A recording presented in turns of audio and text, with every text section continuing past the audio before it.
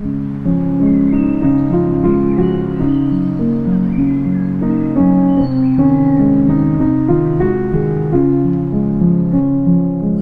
malam sebelum tidur.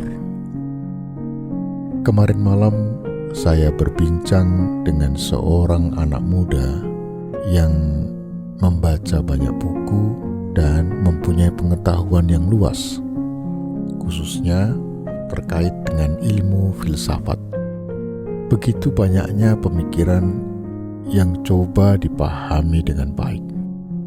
Semua itu nampaknya malah menyebabkan dia menjadi bingung dan tidak tahu harus memilih mana pemikiran yang terbaik dan yang harus diikuti untuk dijalani dalam kehidupan ini. Pertanyaan mengapa Anda diciptakan atau mengapa Anda ada di dunia ini menjadi pertanyaan sepanjang masa.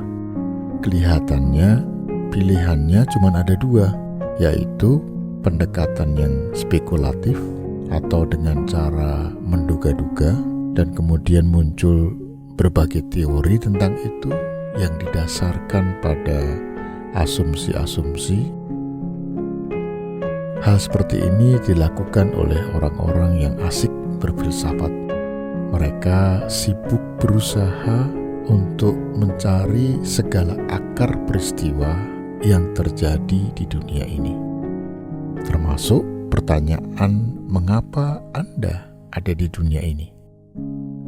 Sahabat Kristus, selain spekulasi, ada satu lagi, yaitu apa yang disebut dengan kata penyataan.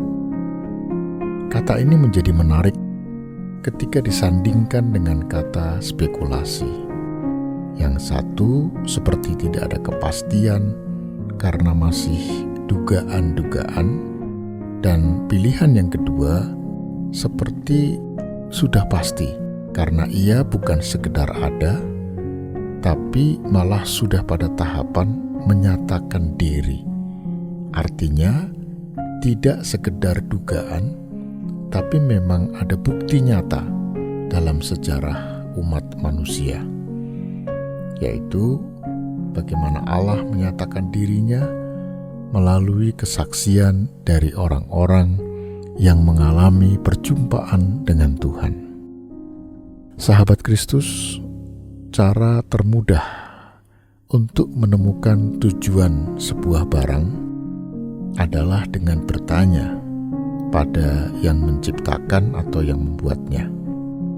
Saya kira hal yang sama juga berlaku untuk menemukan tujuan hidup Anda. Tanyakan pada Allah, seperti ungkapan Rasul Paulus yang tertulis di 1 Korintus pasal 2 ayat 7. Tetapi yang kami beritakan ialah hikmat Allah yang tersembunyi dan rahasia, yang sebelum dunia dijadikan telah disediakan Allah bagi kemuliaan kita.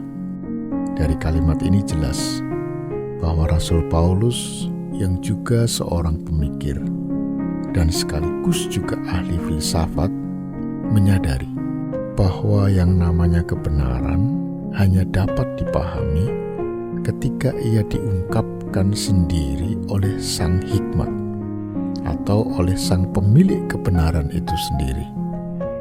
Hanya dengan cara seperti ini, orang tidak lagi berspekulasi tentang mengapa ia diciptakan di dunia ini. Hanya ketika sang pencipta memberitahukan atau menyatakan diri pada seseorang, maka pada saat itulah ia baru dapat mengetahui mengapa ia diciptakan. Sahabat Kristus, jangan kemana-mana. Jika memang pengen mengetahui mengapa aku ada dan kemana tujuan hidupku, maka tidak ada jalan lain, berdoalah agar Tuhan menyatakan dirinya kepada Anda, sehingga Anda dapat mengetahui untuk apa aku berada di dunia ini. Mari kita berdoa. Terima kasih ya Tuhan, jika sekarang aku percaya kepadamu, itu artinya Engkau sudah menyatakan diri padaku.